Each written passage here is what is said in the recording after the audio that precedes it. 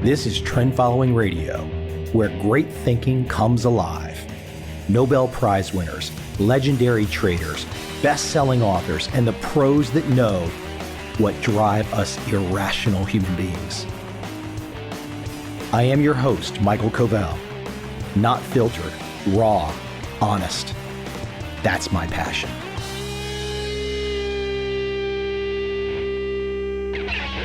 I want to take you back in time to a point in time that you may or may not have familiarity with, but I'll try to describe it. Netscape went public in the summer of 1995. Mark Andreessen, the famed venture capitalist now, started with Netscape, the first browser. Of course, Netscape lost, but Andreessen's done pretty damn good. But it kicked off the dot-com bubble. At the time, I was living in Northern Virginia, about 15 miles outside Washington, D.C. Out of nowhere, tech companies went gangbusters.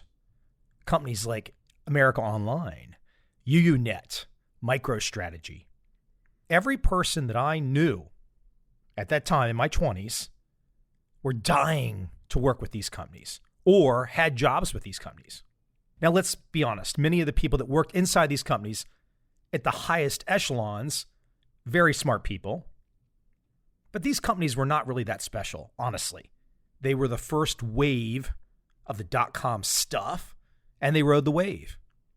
I can't tell you how many really, really dumb people were involved with these companies that I knew, that worked for these companies.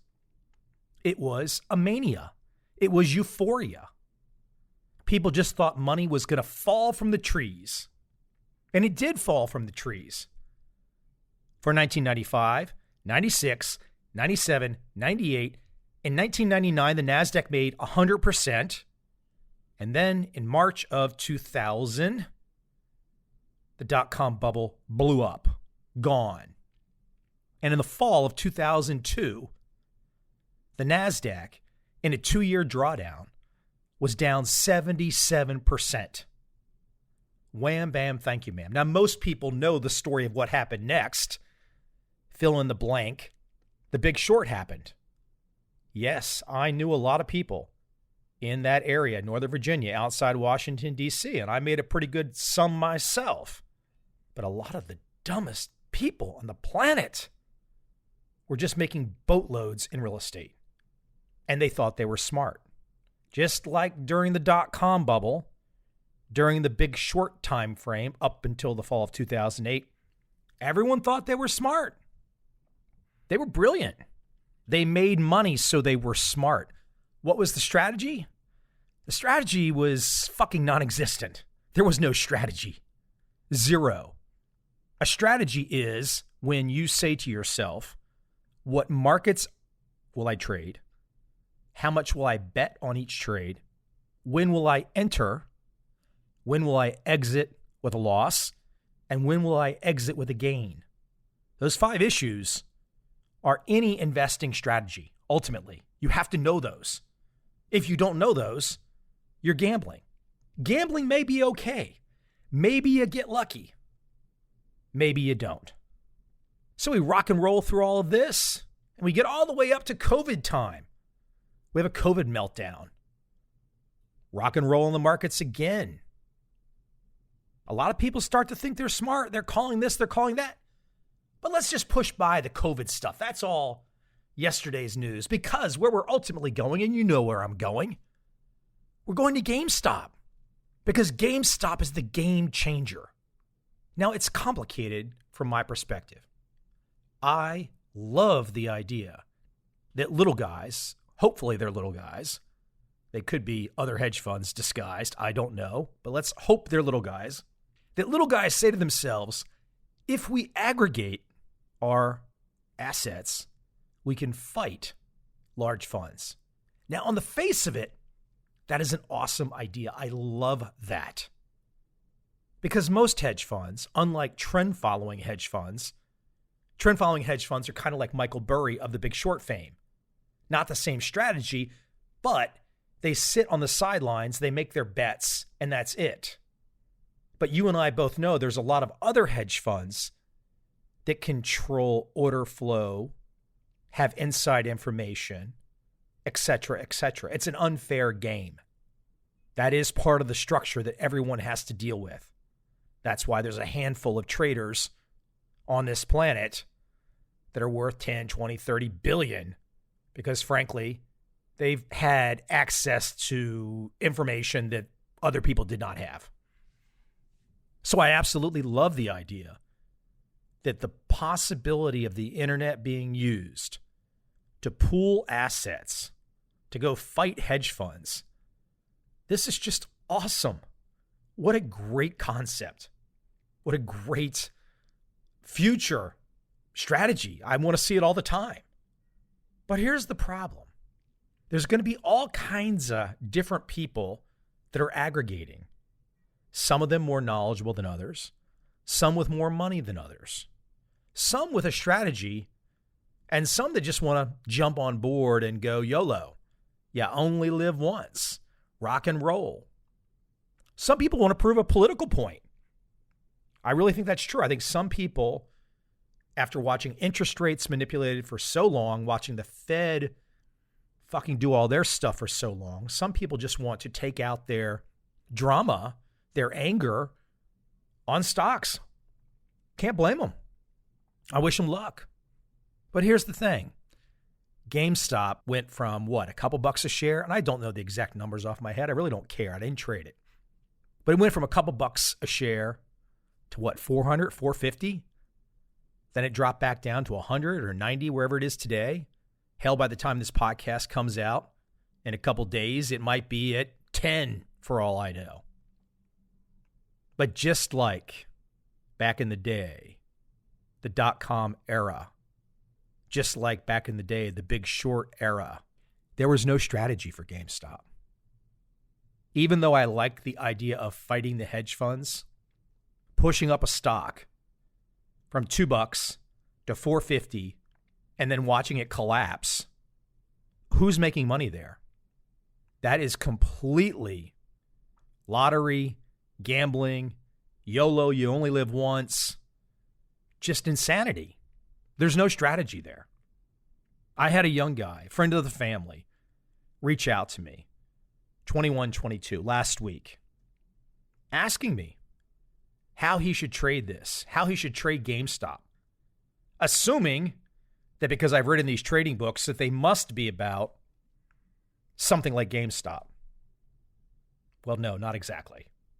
I wasn't being a jerk to him, but I told him, I said, look, you're going to have more fun if you just take your money and go to Vegas and forget this stuff. Walk away.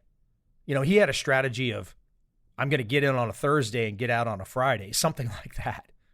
I'm not laughing at him, but my God, how the hell did we get to the point where people think outsiders, complete outsiders, are looking at the big money pit and they're going to reach in and suddenly become a day trader overnight and scalp that MF and make a bloody fortune?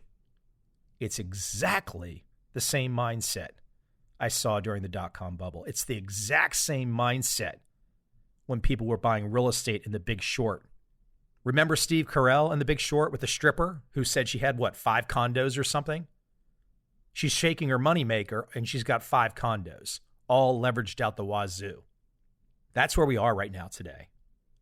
I'm sure as hell not trying to make a prediction. That's not what I do. But the euphoria is exactly the fucking same. Exactly the same. We are at that moment where it is nutso. No strategy. Everyone's going to get rich. And let's face it, Bitcoin is woven into this tapestry. And that's not a rip at Bitcoin. But I've had a lot of people who I don't think fondly of in terms of their IQ reach out to tell me they were buying Bitcoin at 20,000 or 30,000 or whatever. And you know what? Maybe it will work out for them. But it's not strategy. It's just guessing. It's gambling. The point of all of this is to survive. I've had the good fortune to learn from people like Ed Seykota, Larry Hite, It's all about the damn stop loss.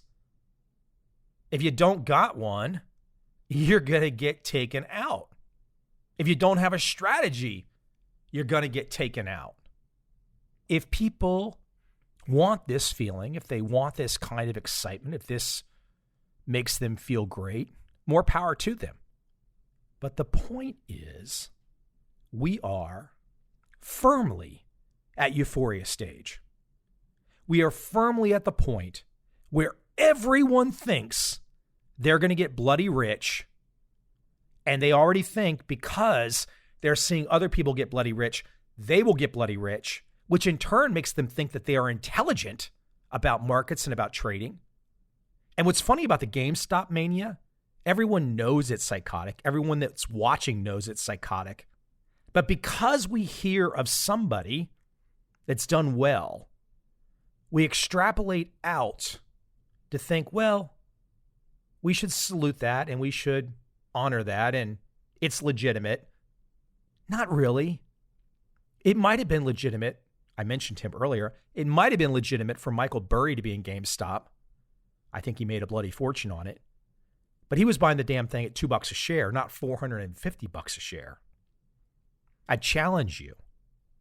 If you don't have the damn rules that dictate what markets to trade, what percentage of your limited capital to bet, when to enter, when to exit with a loss, and when to exit with a gain, if you don't have those 5 issues covered and you are in a chat forum just jerking yourself off, dreaming of sugar plum fairies, and you're going to make a big bundle of money for doing nothing, well, listen, I'm not here to stop you from dreaming.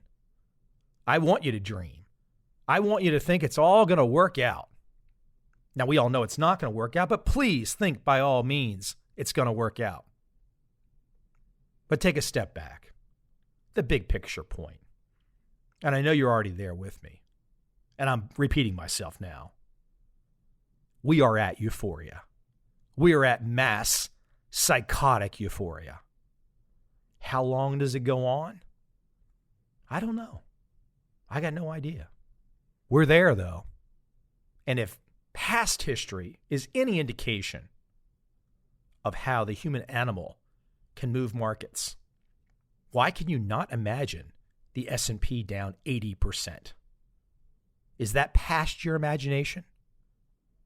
You could never see that possibility? I could see it. Why not? I'm not predicting it. I don't really care if it happens or not. I can't control it. You can't control it. But you should be able to imagine it. And let's be frank. If equities, which is the last opportunity for the average Joe to make a buck, no interest income, right? But it's the last opportunity for the average Joe to make a buck. And if retirement accounts get nipped right as the baby boomer generation is retiring, and let's say you see a 50% meltdown, let's imagine a Japanese style equity market. Man, it's guns and butter time then, folks. I'm not being a bear. I'm just pointing out. When you see this GameStop stuff, it's insanity. And if you left GameStop to go trade silver in the futures markets, well, you're even more bloody batshit crazy. Again, I love the idea that a bunch of guys are getting together online and want to rip up the system because the system has been rigged for so long. So I absolutely salute all of these folks that are putting their blood, sweat, and tears into it. That's one issue. But the second issue is strategy. What the hell's the strategy? If you got this great idea of coming together, okay, fantastic. But get a good strategy. Get a good strategy. John Lennon had that song, and it went something to the effect of, "The strange days indeed, most peculiar, mama." That really is where we're at. It's definitely strange days indeed. All I can forewarn you on is to pull that seatbelt tight and lock yourself in, because there's no doubt The fun is only just beginning.